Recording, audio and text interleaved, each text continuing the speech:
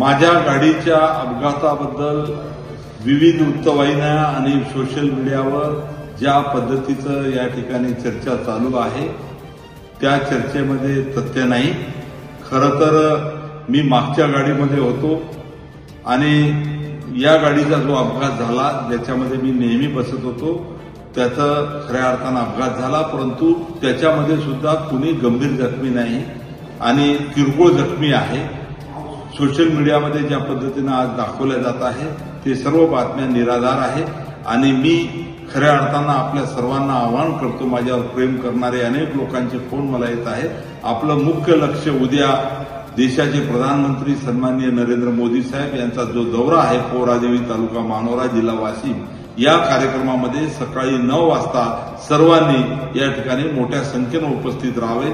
Jai Hind, Jai Maharashtra.